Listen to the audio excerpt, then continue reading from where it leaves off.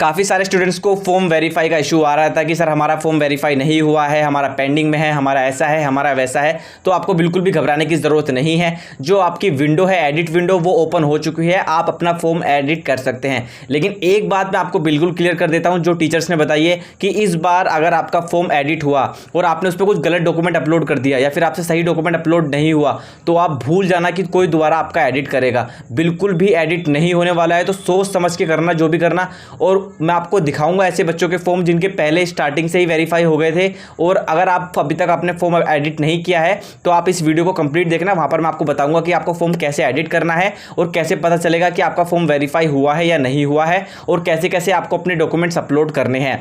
तो सबसे पहले मैं एक डाउट और क्लियर कर देता हूं। जो ओबीसी वाले बच्चे हैं, ओबीसी एससी एसटी वाले स्टूडेंट्स हैं, कि उनके डॉक्यूमेंट्स में काफ़ी ज़्यादा दिक्कत आ रही है। मेरे पास बहुत सारे मैसेज आए हैं व्हाट्सएप पर। और तो सबसे पहले ओबीसी की बात करते हैं। ये जो आप स्क्रीन पर ओबीसी देख रहे हो, ये ओबीसी वैलिड नहीं है दीप शुरू में। मैं आपको कितनी बार बता चुका हूँ काफ़ी सारे स्टूडेंट्स को व्हाट्सएप पर कि ये ओबीसी नहीं चलेगा, लेकिन वो मुझसे ऐसे कहते हैं कि सर नहीं चलेगा चलेगा।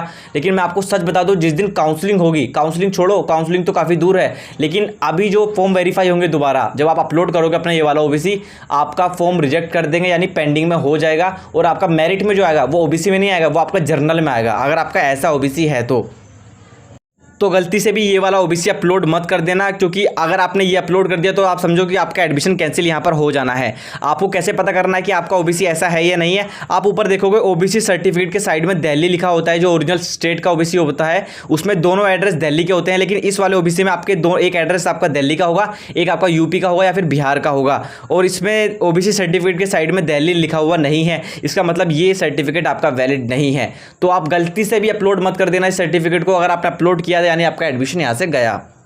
अगर आपको ऐसा ओबीसी अपडेट नहीं करना है तो आपको फिर कौन सा अपलोड करना है, आपका ओबीसी सर्टिफिकेट कैसा होना चाहिए, ये सारी बातें मैं इसलिए बता रहा हूँ क्योंकि 4 साल से मैं यहाँ पर एडमिशन देखता हुआ आ रहा हूँ। और मैं खुद दिल्ली का ओबीसी था। जब मैंने एडमिशन लिया था तो मेरे साथ भी जो मेरे पीछे जो स्टूडेंट्स थे उनके एडमिशन कैंसिल हुए थे और फिर हमारा वहाँ पर एडमिशन हुआ था। मेरा ओबीसी बिल्कुल ठीक था। तो जो सही फॉर्मेट है ओबीसी का वो ये वाला फॉर्मेट है। ओबीसी सर्टिफिकेट के साइड में दिल्ली लिखा होगा और आपके जो नीचे दोनों जो एड्रेस होंगे वो आपके दिल्ली के ही होंगे। ये आपका वैलिड सर्टिफिकेट है। तो ऐसा सर्टिफिकेट आपका होना चाहिए। अगर आपके पास ऐसा सर्टिफिकेट नहीं है तो आप मुझसे कांटेक्ट कर सकते हैं, आपका सर्टिफिकेट ठीक हो जाएगा। और रही बात दूसरी कि अगर आपके पास ऐसा सर्टिफिकेट है उसके बाद आपको एनसीएल बनवाना होगा, यानी नॉन क्रीमी लेयर का सर्टिफिकेट बनवाना होगा। ये आपका वैलिड नहीं होगा क्योंकि कोई भी ओबीसी सर्टिफिकेट होता है वो सिर्फ 1 साल के लिए वैलिड होता है। और अगर आपका फॉर्म 1 साल से ज़्यादा हो गया है, अगर आपने 2022 में यानी 1 जनवरी से लेकर नहीं बनवाया है तो आपको अब एनसीएल बनवाना पड़ेगा। एनसीएल कैसा होता है वो भी मैं आपको दिखा देता हूँ। ये जो सर्टिफिकेट आप देख रहे हो ये एनसीएल होता है। जिनका स्टेट वाला ओबीसी होता है उनका ही सिर्फ ये एनसीएल बनता है और यही आपको अपलोड करना है। आपके पास 1 या 2 दिन का टाइम है, मुश्किल से 1 दिन का टाइम होगा। कल आपकी विंडो क्लोज हो जाएगी, आपको सिर्फ अपलोड करना है। अगर आपके पास एनसीएल नहीं है तो आप जनरल में काउंट हो गए। सेम केस एससी वालों के लिए है, सेम एसटी वालों के लिए है।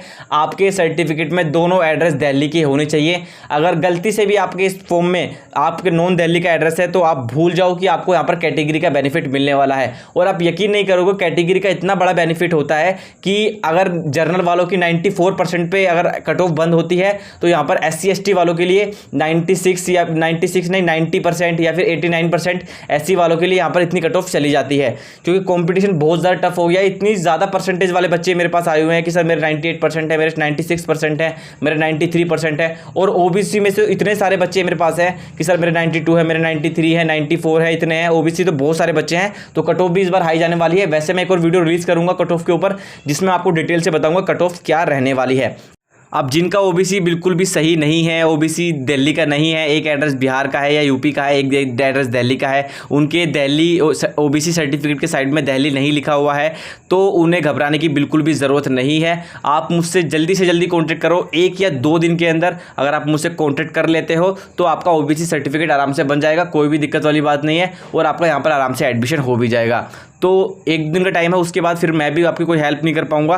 तो आप जिसका ओबीसी का इशू है वो मुझसे जल्दी से जल्दी कॉन्टैक्ट कर सकते हैं, या फिर अगर आपका कोई भी डाउट है तो भी आप मुझसे कॉन्टैक्ट कर सकते हैं। अब बात करते हैं कि आपको फॉर्म कैसे भरना है, यानी आपको मार्क्स कैसे वहाँ पर भरने हैं। तो आप यहाँ पर देख सकते हो, यहाँ पर आपको इतने सारे सब्जेक्ट दिखाई दे रहे होंगे, कोई फालतू का सब्जेक्ट वहाँ पर भरने की ज़रूरत नहीं है।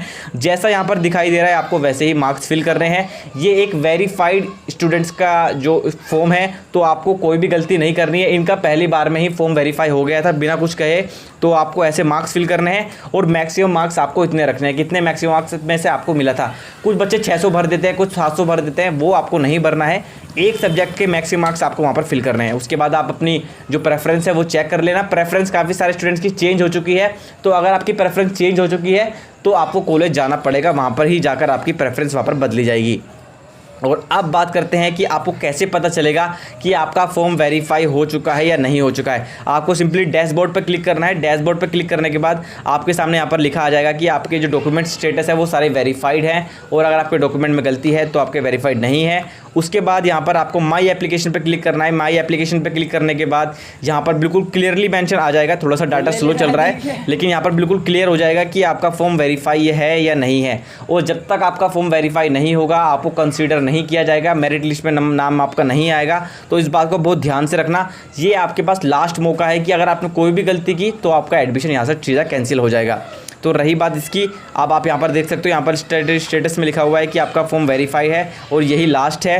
तो उम्मीद है आपको ये समझ में आया होगा। कोई भी डाउट होता है तो आप मुझसे कमेंट में पूछ सकते हैं। व्हाट्सएप नंबर मैंने आपको दिखाई दिया है।